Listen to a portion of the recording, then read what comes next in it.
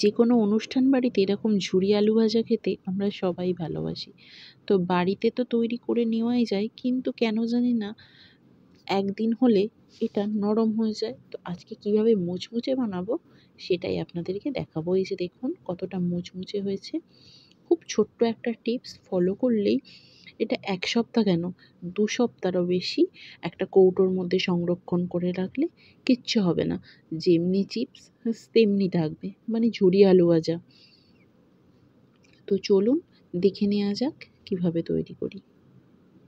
সবার প্রথম আলুগুলো এইভাবে মিহি মিহি করে না কুচিয়ে গ্রেটার দিয়ে গ্রেট করে নেবেন, তাহলে সবথেকে ভালো হয়। আর বেশ অনেকক্ষণ জল দিয়ে ৩-৪ বার জল পাল্টিয়ে পাল্টিয়ে ধুয়ে নেবেন, যতক্ষণ না জলটা সাদা হয়ে যাচ্ছে, ঠিক এইরকম। এরপর একটা পাত্রে এইভাবে জলটা ঝরাতে দিয়ে দেব। আমি এখানে একটা চুবড়ি নিয়েছি, চুবড়ির মধ্যে জলটা পুরোটা কিছুক্ষণ রেখে দেবো যাতে জলটা ঝরে যায়। তো বেশ কিছুক্ষণ সময় লাগবে জল ঝরতে। চাইলে আপনারা একটা সুতির কাপড়ের মধ্যেও নিতে পারেন, কিন্তু আমার এই চুবড়ির মধ্যেই হয়ে যাবে, তাই আমি আর সুতির কাপড় ব্যবহার করিনি। তো একটু চিপে চিপে জলটাকে ফেলে দিতে হবে। আর এই যে মিডিলটা আমি ফাঁক করে দিচ্ছি কেন জানেন? ধার থেকে জলগুলো নেমে এসে ওই মিডিল দিয়ে নেমে যাবে। যাই হোক, এই যে দেখুন অনেকটাই জলটা ঝরে গেছে। এখন আমি কি করব, এর মধ্যে খুব সামান্য পরিমাণে, মানে আর কতটা জল ঝরানো বাকি আছে সেটাই আমি দেখছিলাম। আর ওই যে বললাম, চাইলে আপনারা সুতির কাপড়ও ব্যবহার করতে পারেন। তো যাই হোক, খুব ভালোভাবে এইভাবে জলটা ঝরিয়ে নিলাম।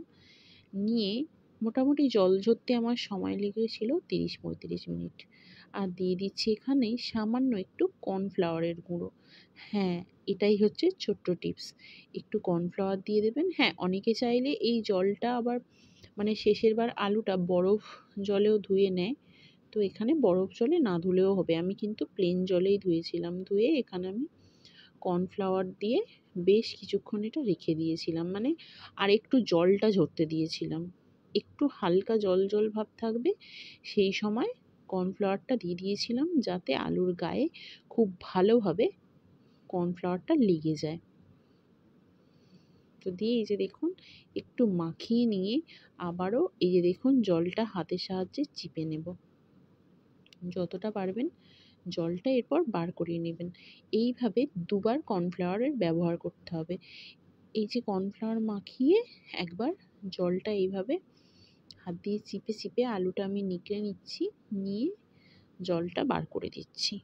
এই যে দেখুন এইভাবে সমস্তটা করে আরও কিছুক্ষণ রেখে দিয়েছিলাম। এই যে দেখুন যে জলটা বেরিয়েছে সেটা এরকম সাদা, যেহেতু কর্নফ্লাওয়ার মাখানো ছিল তাই এরকম সাদা সাদা মানে জলটা বেরিয়েছে। এরপর হাতের মধ্যেই আরও কিছুটা আমি কর্নফ্লাওয়ার নিয়ে নিয়েছি। মোটামুটি এখানে বলতে পারেন নিজের হাতের মুঠোর ১ মুঠোর কর্নফ্লাওয়ার হলেই দুবার মাখানো হয়ে যাবে। প্রথমবারে ২-৩ চামচ মাখিয়েছিলাম ছোট চামচের, মানে বড় চামচে ১ চামচ, আর তারপরে ধরুন ওই ২ চামচ হয়ে যাবে। এইরকম মাখিয়ে রাখবেন। তো এইভাবে আরও ১০ মিনিট মাখিয়ে এটা রেখে দেব। খুব ভালো করে মাখাতে হবে কিন্তু, যাতে আলুর গাটা অনেকটা শুকিয়েও যায় আর কর্নফ্লাওয়ারটা ভালো মাখানো হয়। এদিকে অলরেডি তেল গরম করতে বসিয়ে দিয়েছি, আর দেখুন সম্ভবত তেলের মধ্যে জল পড়ে গিয়েছে, তাই এত ফাটছিল। তো এখন কিছুটা কারি পাতা আর শুকনো লঙ্কা এরকম একটা ছাঁচার মধ্যে নিয়ে নিয়েছি, না হলে কারি পাতাগুলো এত ফাটে। তো এইভাবে দিয়ে আমি রেখে দিয়েছিলাম, ফাটছিল দেখেছেন? এই যে দেখুন এটা মোটামুটি ভাজা হয়ে গেছে। তো আমি এটা তুলে নেব। আর আমি না এখানে বাদাম ব্যবহার করিনি। আমার বাদামটা খুব একটা ভালো লাগে না, তাই বাদামটা ব্যবহার করিনি। আপনারা চাইলে এখানে এই তেলের মধ্যেই বাদাম ভেজে নিতে পারেন। তো যাই হোক, আমি এখানে একটা টিস্যু নিয়ে নিয়েছি, তার মধ্যে কারি পাতা আর শুকনো লঙ্কাটা তুলে নিলাম। আবার কড়াইয়ের মধ্যে ছাঁচা দিয়ে ছাঁচার মধ্যে ছোট্ট ছোট্ট করে এইভাবে পাঁপড়টাকে আমি কুচিয়ে নিয়েছিলাম কাঁচা অবস্থাতেই। পরেও গুঁড়ো করে নিলে হয়, তবু আমি কাঁচা অবস্থাতেই এরকম ছোট ছোট করে কুচিয়ে ভেজে নিলাম। আমার এখানে পাঁপড় ভাজা কমপ্লিট। আর এবারে এই গরম তেলে দেওয়ার পালা। কি সেই আলু ভাজা। হ্যাঁ, গ্যাসের ফ্লেমটা কিন্তু লো ফ্লেম করবেন না, হাই ফ্লেমে রাখতে হবে। এবার একটু এইভাবে ছড়িয়ে ছড়িয়ে হাতকে ঘুরিয়ে আস্তে আস্তে আলুগুলো দিয়ে দেব। দিলেই দেখেছেন কিভাবে পুরো তেলটা ফেনা মতো হয়ে যায়। তারপর এটা আস্তে আস্তে ঠিক হয়ে যাবে।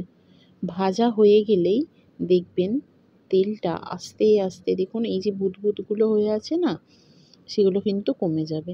এবার আমি একটা খুন্তির সাহায্যে হালকা হাতে নাড়াচাড়া করব, খুব জোরে না, হালকা হাতে একটু নাড়াচাড়া করে দিলাম যাতে একে অপরের থেকে একটু ছেড়ে যায়।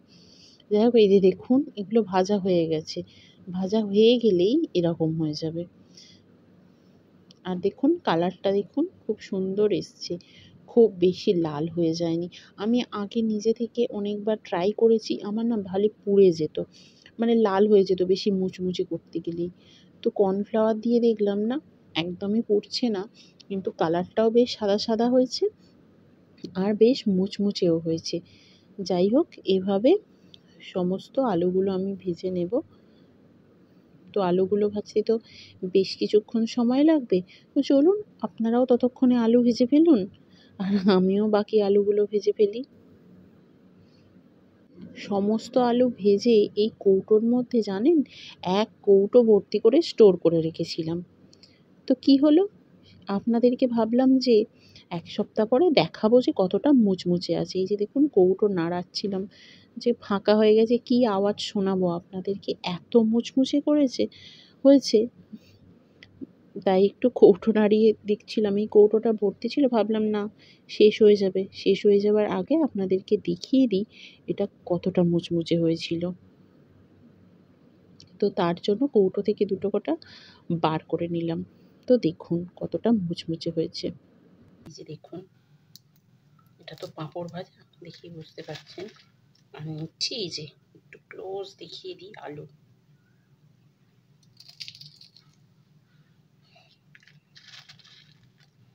দেখুন আলু এখনো ঠিক পাঁপড়টা যতটা মুচমুচে আছে, ওটাও ততটাই মুচমুচে আছে। এই যে, আশা করি বুঝতে পেরেছেন। তো কর্নফ্লাওয়ার দিয়ে ভাজলে এরকমই হয়। তাহলে বুঝতে পেরেছেন। আর দেরি না করে ঝটপট ভেজে ফেলুন। একদিনে অনেকটা ভেজে নেবেন আর এনজয় করবেন ২ সপ্তাহ ধরে। তাহলে আবার দেখা হবে নতুন কোনো রেসিপিতে। ততক্ষণ সবাই ভালো থাকবেন, সুস্থ থাকবেন। ধন্যবাদ।